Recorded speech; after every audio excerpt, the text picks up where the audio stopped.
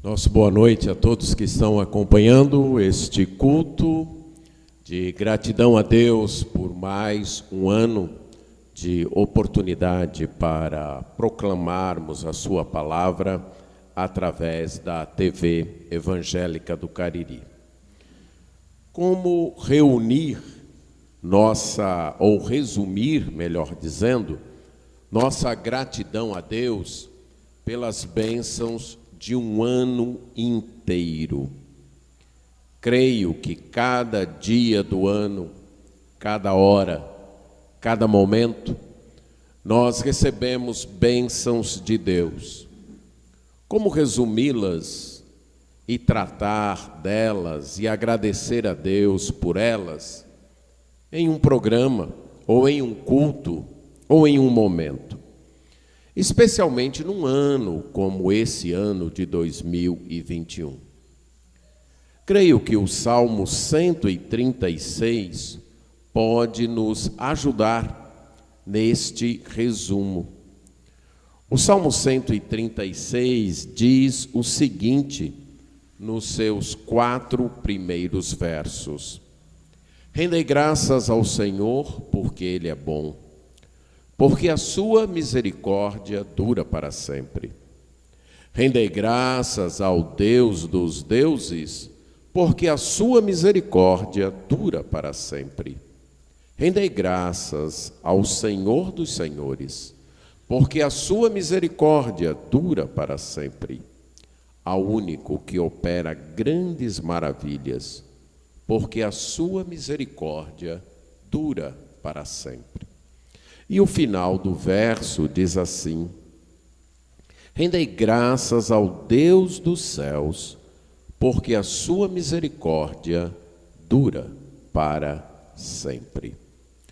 O salmo é composto com um estribilho que é repetido a cada frase, porque a sua misericórdia dura para sempre. Ele também começa e finaliza com um convite para louvar a Deus. Rendei graças ao Senhor, porque a sua misericórdia dura para sempre. Render graças é uma palavra, ou uma expressão, melhor dizendo, que na língua que originalmente o Salmo foi escrito, era apenas uma palavra. Uma palavra que incluía as ideias de louvar e confessar. Na linguagem poética do Antigo Testamento, ela aparece em paralelo com as expressões cantar, exaltar, que é colocar alguém numa posição bem alta, declarar ou anunciar as realizações, atributos de alguém, clamar por uma pessoa, esperar por esta pessoa, alegrar-se com o que essa pessoa tem feito ou com o que ela é, e ainda bem dizer, isto é, falar bem desta pessoa. Resumindo o significado da palavra, ela inclui, em primeiro lugar, um reconhecimento do valor de alguém. Você reconhecer que alguém ou algo tem certo valor para você. Foi de valor, fez algo de valor para você. Então esse é o primeiro aspecto do render graças, do agradecer, o reconhecimento. É preciso reconhecer o valor para quem ou de quem você está agradecendo. Mas só o reconhecimento não preenche a palavra. É preciso declarar este valor, expressar este valor. Você reconhece que alguém tem certo valor para você, isso está em sua mente, está no seu coração, mas só isso não preenche a atitude de gratidão. A atitude de ações de graças, ela tem que ser pronunciada. Este valor deve ser declarado, deve ser expresso. E no Antigo Testamento ele era expresso falando, como eu estou falando agora, ou cantando, como foi feito ainda há pouco aqui no programa, ou orando, como também já foi feito no programa, ou ainda em outras ações, como a de você que está assistindo aí o programa, com o seu coração cheio de gratidão, dos irmãos que estão aqui operando o programa, no som, nas filmagens e assim por diante. De modo que este reconhecimento do valor de alguém, ele acaba sendo expresso em palavras e ações. Então você reconhece, melhor dizendo, o apreço por alguém e manifesta esse apreço. Isso é render graças. Então o salmista está nos convidando a reconheçam o valor de Deus na vida de vocês. Reconheçam o valor naquilo que Deus é, naquilo que Ele tem feito. Mas não apenas reconheçam, expressem isso, manifestem isso, declarem isso. Declarem isso falando, declarem isso cantando, tocando, declarem isso orando, clamando a esse Deus, declarem isso mantendo uma fé esperançosa nesse Deus, declarem isso na época dele oferecendo sacrifícios no templo. Mas não fiquem quietos quanto a agradecer a Deus. Manifestem a gratidão a Deus. No caso aí, ele expressa quem Deus é. Deus é denominado, em primeiro lugar, de Senhor. Então, voltando aí ao Salmo 136, rendei graças ao Senhor. Muito provavelmente, a palavra Senhor, em sua versão, aparece com todas as letras maiúsculas, todas as letras em caixa alta, e quando isso acontece, é que a palavra está traduzindo o nome pessoal de Deus. Aquele nome com o qual ele se manifestou a Moisés, ali no episódio da sarça ardente, quando ele convocou Moisés para ir libertar o povo do Egito, e Moisés então perguntou, e quando eu for, e o povo perguntar, quem te enviou? O que é que eu digo? Aí Deus respondeu, você vai dizer, eu sou, me mandou. E esta expressão, eu sou, então, em algumas versões da língua portuguesa, é traduzida com a palavra Senhor, com todas as letras maiúsculas, que reflete, então, o nome do Deus que se revela e faz uma aliança com o seu povo e cumpre as promessas que ele tem com o seu povo. O Deus que assumiu um compromisso com o seu povo. Então o salmista está dizendo, rendam graças ao Senhor, a este Senhor que se revelou ao seu povo, que assumiu um compromisso de cumprir as promessas com o seu povo. Mas depois ele diz, rendei graças ao Deus dos deuses. Isto é, aquele Deus que está acima de tudo e de todos.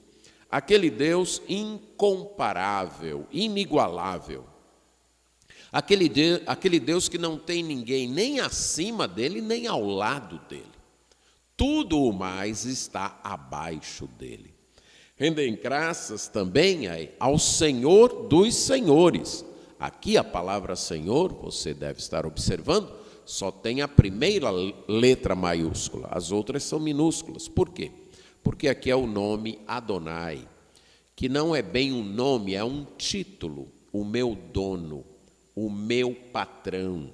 Então, rendam graças àquele que é o patrão acima de todos os patrões, aquele que é o Senhor acima de todos os senhores, aquele que é o dono acima de todos os donos.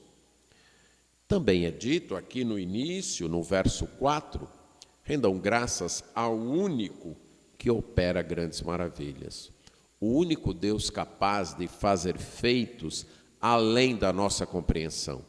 Maravilhas fala de feitos, realizações que nós não conseguimos explicar, que não há explicação natural, como abrir o Mar Vermelho, por exemplo. Só a mão de Deus para fazer. Não há uma explicação natural para aquilo, não há uma explicação científica para aquilo. Então, há o único que opera grandes maravilhas. E ele vai encerrar o salmo dizendo: ao Deus dos céus, ao Deus que habita no mais alto lugar, ao Deus que é a autoridade maior deste universo. Então, rendam graças reconhecendo quem Deus é. Quando nós manifestamos gratidão a Deus, nós devemos reconhecer quem é esse Deus. É o Supremo, o Soberano, o acima de tudo e de todos. Mas também é o Deus que se revela, o Deus que veio a nós na pessoa do seu Filho, o Senhor Jesus Cristo, e se revelou a nós, e assumiu o compromisso de salvar o seu povo. Rendam graças a este Deus. Depois o salmista apresenta a razão para rendermos graças a Deus. Rendam graças ao Senhor, porque Ele é bom e a sua misericórdia dura para sempre. Deus é bom. Tudo o que Ele faz é movido por sua bondade, pelo seu caráter bondoso, pelo seu caráter que faz sempre o que é belo, o que é proveitoso e o que é correto. E também porque sua misericórdia dura para sempre. E este motivo é repetido cada vez que uma bênção é relembrada. Muito provavelmente, este salmo era cantado ou declarado no templo quando os israelitas iam cultuar. E provavelmente ele era lido com um sacerdote ou um levita, declarando a primeira frase: aquele que estendeu a terra sobre as águas. E aí o público respondia: porque a sua misericórdia dura para sempre.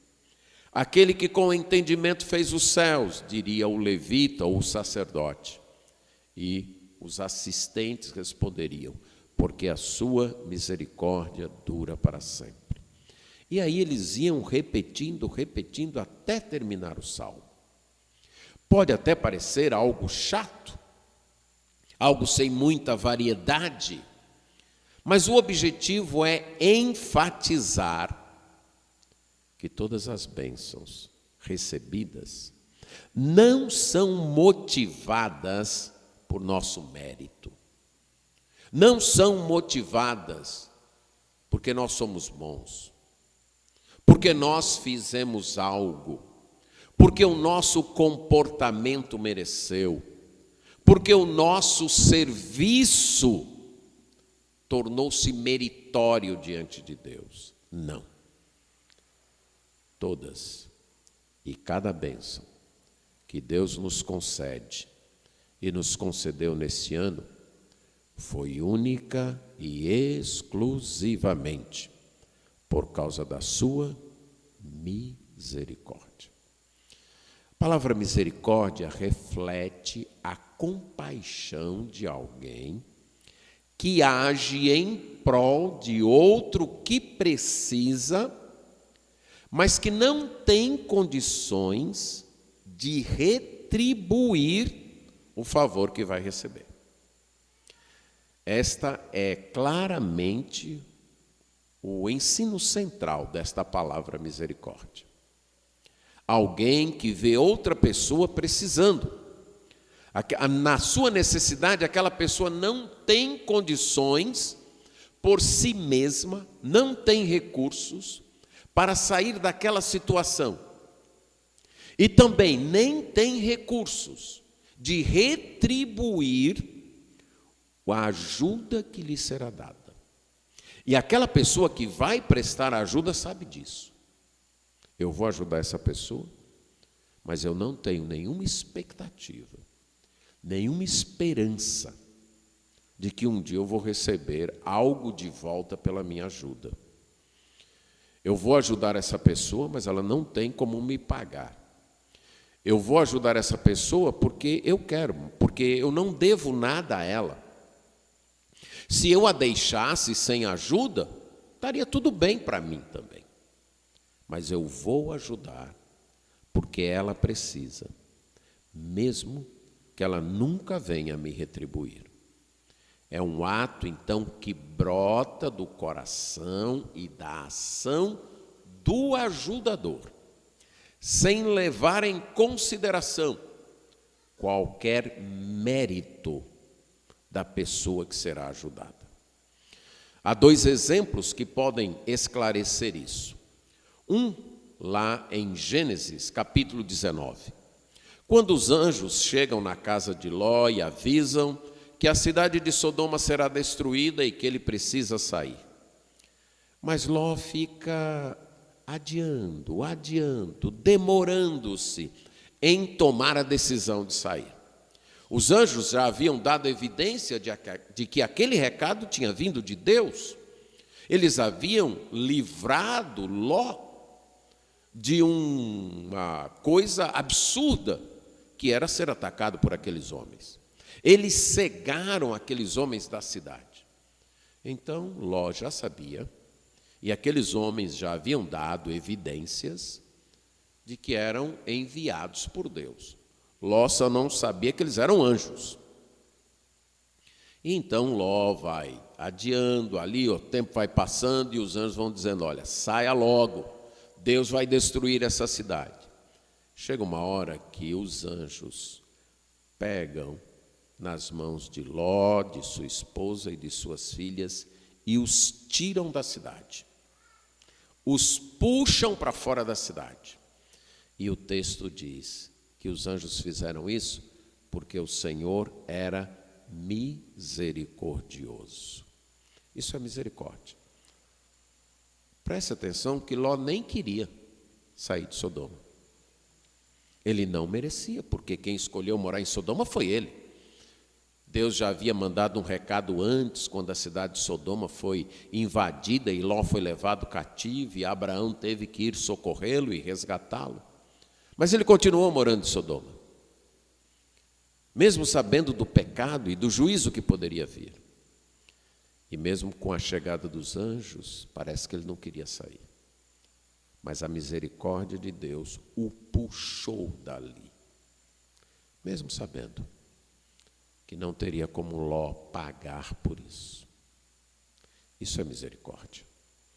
Um segundo exemplo é o caso que aparece no livro de Ruth, quando Noemi diz para Ruth e Orfa que elas deveriam voltar. Noemi já não tinha mais nada ali em Moabe, estaria voltando para a sua terra e voltando de mãos vazias. E ela não tinha nada aqui para oferecer para Orfa e Ruth. Então, se Orfa e Ruth continuassem com ela, seria para ter uma vida vazia também. E Orfa aceita o conselho e, muito triste por abandonar sua sogra, que ela amava, ela volta para casa. Mas Ruth não. Ruth diz: não insista comigo. Eu vou para onde você for. E onde você morrer, eu vou morrer. Lá na frente, isso vai ser chamado de um ato de misericórdia, de graça da parte de Ruth. E foi. Ruth olhou para Noemi, uma senhora já de certa idade. Ruth viu que aquela senhora ia empreender uma viagem de Moabe até Belém, sozinha, uma mulher, num mundo perigoso, e ela não teria quem a socorresse caso ela precisasse. Ela ia voltar para a sua cidade sem nada, porque a terra já tinha sido vendida, sem ter condições de prover para si mesma. E Ruth pensou: eu não vou abandoná-la. Ela não tem nada para me oferecer, mas ela precisa de mim. E eu vou com ela, ajudá-la. Isto é misericórdia. E esta é a misericórdia que Deus manda para nós. E esse é o motivo de nós o louvarmos. Depois disso, nós podemos dizer que o salmista divide as bênçãos de Deus em 3 grupos. Em primeiro lugar, as ações de Deus na criação, nos versos 5 a 9. Ele diz que Deus fez o céu com entendimento, estendeu a terra sobre as águas, fez os luminares com seu propósito de marcar o tempo, o sol que marca o dia, a lua e as estrelas que marcam a noite. E aí ele mostra a grandeza desse Deus.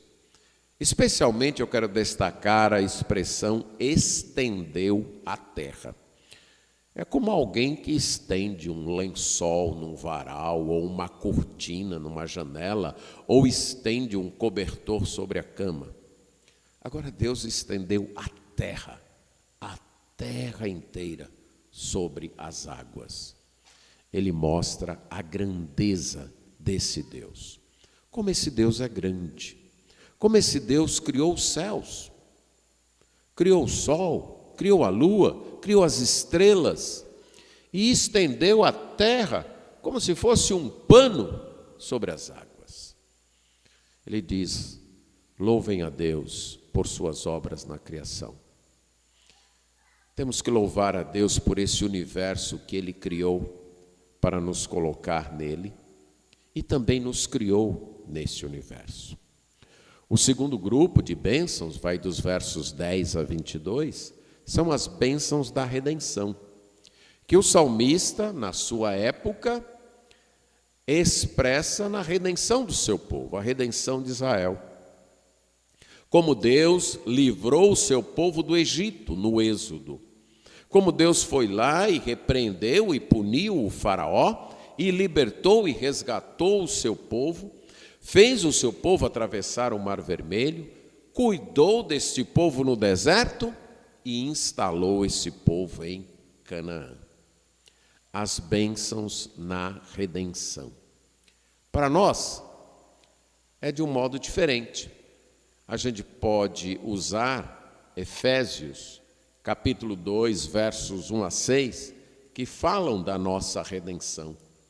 Ele diz, o apóstolo Paulo aqui, que ele nos deu vida quando nós estávamos mortos nos nossos delitos e pecados. Que nós andamos nestes pecados, que nós seguimos o curso deste mundo, que nós seguimos a liderança deste mundo, o príncipe da potestade do ar, do espírito que está atuando nos filhos da desobediência, que nós seguimos os desejos do nosso coração, as inclinações da nossa carne, que nós seguimos o nosso pensamento. Em outras palavras, não merecíamos a vida. Nós escolhemos seguir o pecado. Nós escolhemos seguir o mundo. Nós escolhemos seguir a liderança espiritual deste mundo, o príncipe das potestades do ar. Talvez sem saber, mas escolhemos. Nós escolhemos seguir os desejos do nosso coração. Nós merecíamos a condenação. Mas aí ele diz: mas Deus, sendo rico em misericórdia, por causa do grande amor com que nos amou. Note a razão, note a motivação. Nunca somos nós. Nunca é algo em nós. Nunca é o nosso valor. É sempre a misericórdia e o amor de Deus. Mas Deus, sendo rico em misericórdia, por causa do grande amor com que nos amou, quando a gente estava morto nos delitos e pecados, Ele nos deu vida. Nos deu vida juntamente com Cristo. Por isso é que, pela graça, sois salvos. E juntamente com Cristo, nos ressuscitou e nos fez assentar nos lugares celestiais em Cristo.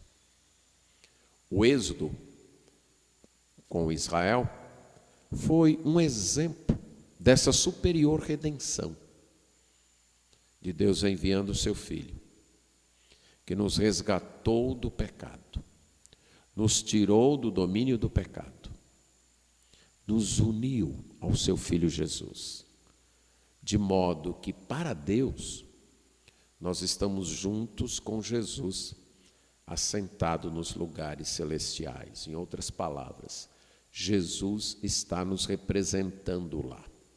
Ele é o nosso representante. Podemos ilustrar isso com algo que acontecia uma vez por ano no Antigo Testamento com o templo, no dia da expiação, quando o sumo sacerdote entrava no Santo dos Santos, que era o símbolo do trono de Deus. E naquele dia o sumo sacerdote usava a estola sacerdotal, uma espécie de blusa, na qual haviam 12 pedras, simbolizando as 12 tribos de Israel. E o sumo sacerdote, depois de lá fora, no altar de holocausto, colocar sua mão sobre o bode expiatório e confessar os pecados seus e do povo, ele matava o bode e aparava o sangue. Aquele bode seria oferecido no altar de holocausto, totalmente queimado, aquele bode seria. Mas aquele sangue aparado pelo sumo sacerdote seria levado por ele até o Santo dos Santos. Ele compareceria perante o Santo dos Santos, dizendo assim: eu estou aqui representando esse povo. Essas 12 pedras aqui na minha estola, na minha blusa, representam as 12 tribos que ficaram lá fora. E nós merecemos morrer, porque nós pecamos contra ti.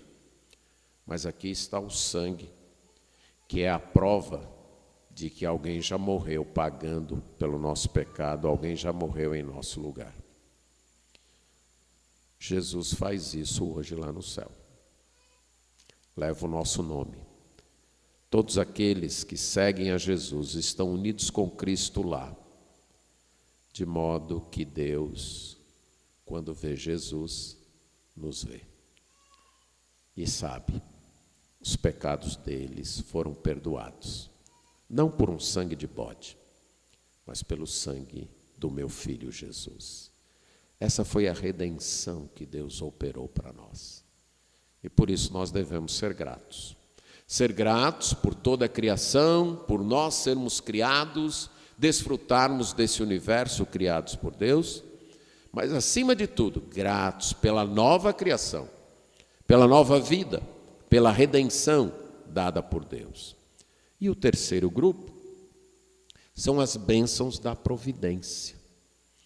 Deus não apenas criou e nos resgatou, mas Ele continua cuidando de nós.